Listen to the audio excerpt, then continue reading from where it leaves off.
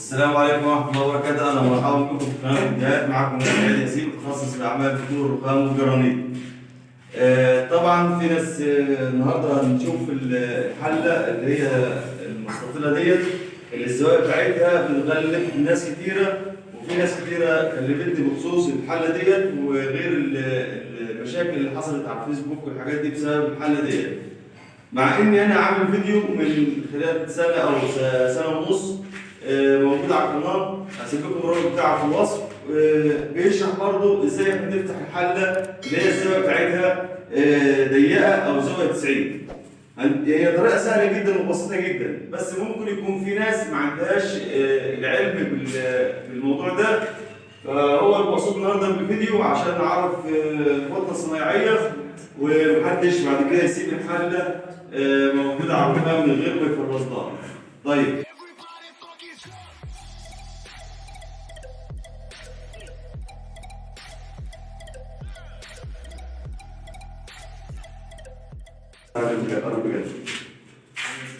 دلوقتي كده احنا علمنا الحاله زي ما انتم شايفين اهوت، وكده مش فاضلش الا الزوايا. الزوايا دي ما تنفعش تيجي بالاسطوانه لان قطر الاسطوانه كبير. قطر الاسطوانه كبير، فطبعا مش هيجيب معايا في المساحه دي كلها. هنفترض دي الاسطوانه راكبه في الصاروخ، فهتيجي تفتحها مش هتجيب، يعني هتعمل وسع يا اما هتعمل خلل في الرخامه. تمام؟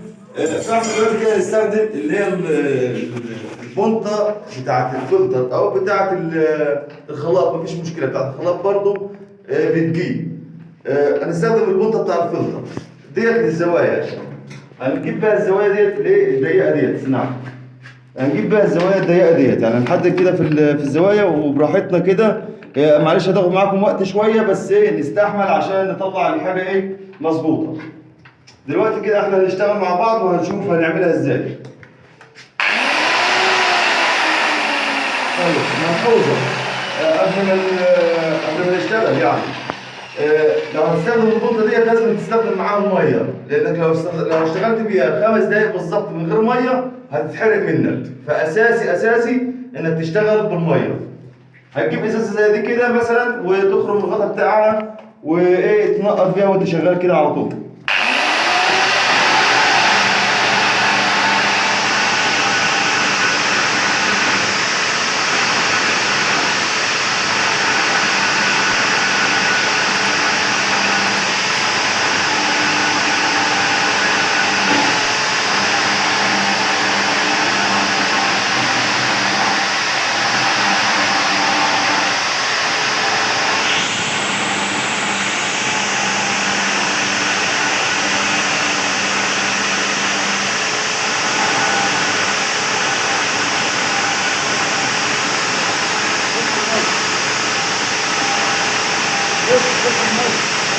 بص المية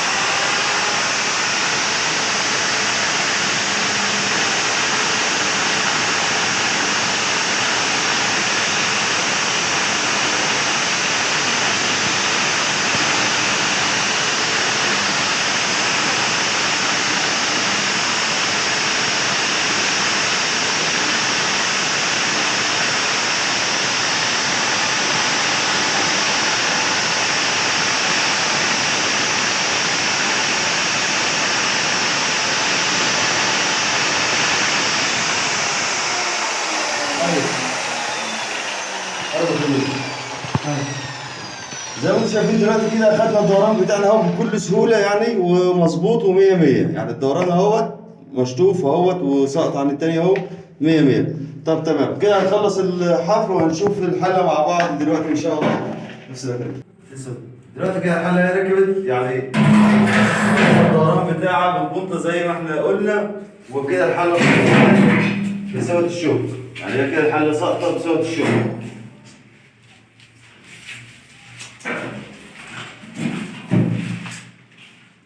وبكده احنا نقدر نسقط الحله اللي هي زاويتها عدل بطريقه سهله وبسيطه جدا. وقبل ما نختم الفيديو معانا الاستاذ مصطفى، هو اللي مسؤول عن الشغل هنا ان شاء الله، وعايز يقول لكم حاجه. اتفضل يا استاذ مصطفى. السلام عليكم. حابب اعرفكم بنفسي، انا اسمي مصطفى يحيى. حضراتكم الراجل ده يعني فعلا بسم الله ما شاء الله شغله محترم جدا. والحله انا بصراحه اول مره استلم شغل من حد بتاع رخام، وخاصه في الحله دي ماشي بنفس الدوران الجميل ده، متسقطها كويس وبسم الله ما شاء الله. يعني الفينش بتاع الشغل بتاعه جميل وكويس يعني. الله يبارك فيك. واتمنى ان انتوا تتعاملوا معاه عشان هو بجد فعلا شخصيه محترمه. الله يبارك فيك. شكرا. نهاية الفيديو. شكرا والسلام عليكم ورحمه الله وبركاته. شكرا على المشاهدة. إن أعجبك الفيديو سجل إعجابك، ولا تبخل باقتراحاتك للفيديوهات القادمة، كما لا تنسى الاشتراك في القناة لتصلك فيديوهاتنا اليومية.